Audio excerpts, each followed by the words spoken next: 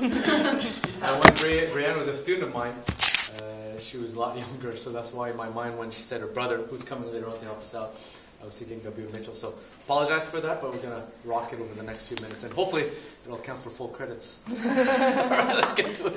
When Bryanne and I were considering who to interview for our career summative, we decided to choose someone who has not only had a unique career, but also someone who was involved in the community.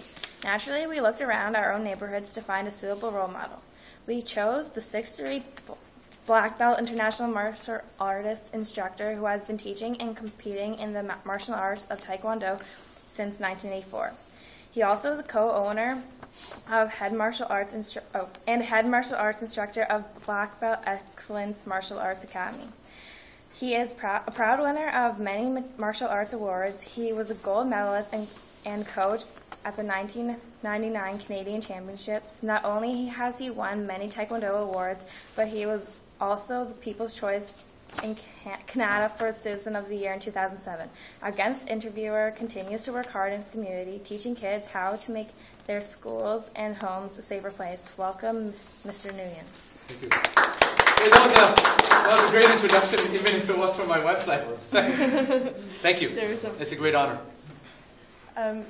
So the questions we're going to ask, if you don't feel comfortable answering any of them, then you can pass. Cool. So our first question was, what was your family life like when you were growing up? Okay, thanks. First of all, my parents came from Vietnam on scholarship. They were not refugees. It was before the war, so I was pretty lucky that way. And they taught me the values of family and faith and fitness and education. And although they since split up, when I was quite young, me and my brother were brought up by a single mom. These values still hold true to this day: family, fitness, faith, and education, such as you guys being in school and so on. And my dad since passed away, but every day I train in the martial arts, or I compete in the martial arts, or I teach in the martial arts. I feel that I honor him, and my mom's still around.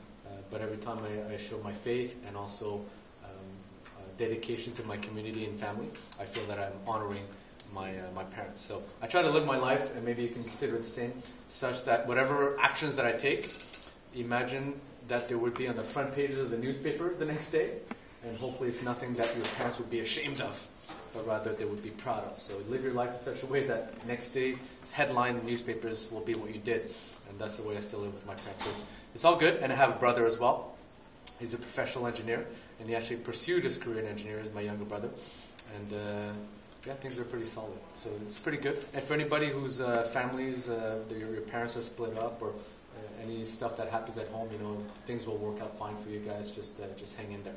Okay? Family, faith, education, fitness. Did you have a strong role model or influential figure in your childhood? Yeah, probably number one, my mom, as I mentioned to you, about the faith and the family. Number two, my dad. My dad taught me, and my brother said to me, and my brother said, if you achieve your university or college degree, and if you achieve your black belt degree, you can achieve any goals in life. You can overcome any goals in life. And I found that to be true.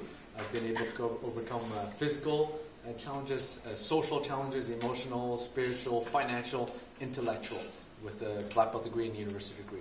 And the other role model is Bruce Lee. You guys know who Bruce Lee is? Legendary. And yeah, and which movies have you seen from Bruce Lee? I'm just curious to know. I've seen like 3.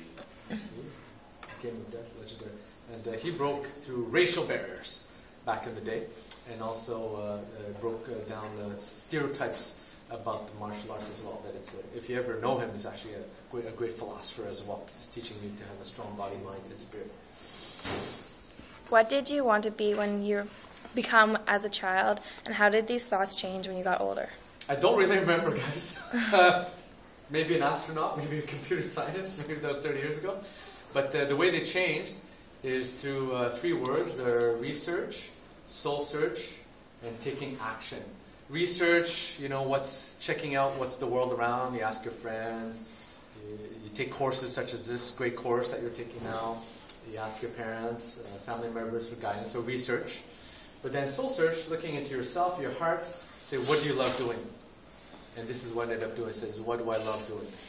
And then take action.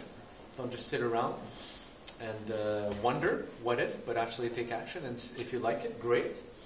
And if you don't, then you move on and experiment. So research, soul search, and take action. What was your first job? Did you enjoy this job? How old were you when you got this job? And why did you decide at this time to get this job? Oh, thanks, Rachel. I think I was around 14, 15 years old enough to get a SIN number. My first job was as a DMO. Anybody know what a DMO is? Any guesses? It's a dishwashing machine operator. I get to work in my uncle's restaurant, the Mayflower on Elgin Street. And imagine the worst possible thing, like the children's puke, guacamole. And I would have to put everything on the tray and then put it in dishwashing and press that red button. And on it went. So I learned the value of hard work and dedication, because in the kitchen it gets quite hot. And then shortly after that, I worked in landscaping. Anybody ever work in landscaping before? I don't know if you guys know this, but for a landscaper, I used to have to wake up super early in the morning, like 5:30, 6 a.m., bike all the way across town to my job. They threw us at the back of a pickup truck, and again, super early in the morning. And then we'd spend the first half of the morning picking up garbage, because before you can cut grass and stuff, you have to get rid of all the litter. And I remember picking up garbage at two places. One was the Ottawa General Hospital, and number two was the University of Ottawa. And as a young man, I can't remember, 14, 15, 16 years old, picking up garbage, I vowed to myself, I said, well, you know what, University of Ottawa and General Hospital, these are all doctors that work there. And I said, and yet they all litter. And here I am picking up their garbage. So number one, I said, I'm going to pick up my own darn litter when I grow up and respect the environment. And this is like 25, 30 years ago. And number two is, if I don't want to be picking up garbage, not that there's anything wrong with it, but if I don't want to be picking up garbage for the rest of my life, as I am now as one of my first jobs, then I better roll up my sleeves and take my studies seriously to be educated like those doctors. So I did, and I ended up, well, I was born at the Ottawa General Hospital, and then I ended up studying at the University of Ottawa. So instead of picking up garbage there, I got a degree there. So I learned the value of hard work. How did you find out about the martial arts? My dad.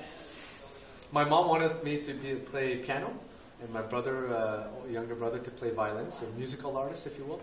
But somehow we ended up in martial arts as martial arts 25 years later. When did you begin your martial arts training? 25 years ago, when I was 13, 14 years old. How old are you folks? 15. 14 to 16. Cool. Around that age is when I started. When did you decide to become an engineer? Just a year or two before school. Back in the day, we had grade 13. You guys have to grade 12, correct? Yep. So I totally respect all you guys. It's not easy to make that decision in 4 years instead of 5 years. But probably around grade 12, 13 or so. What influences led you to study engineer? My dad again. Why did you choose the University of Ottawa to study? Oh, you know, it was, both my parents graduated there. I was close by. It's, I think, one of the world's, if not Canada's, one of the North America's largest bilingual institutions in this town. It's good to know. To be multilingual, and French and English happen to be the language. And yeah, there's a good feel to it as well. Why did you continue to train in the martial arts during university? Yes. Remember I said to pursue your passion? I did. Not only did I keep training in martial arts, I kept running a school at Bryan's Elementary School. You guys know where that is? Bryan's Elementary School.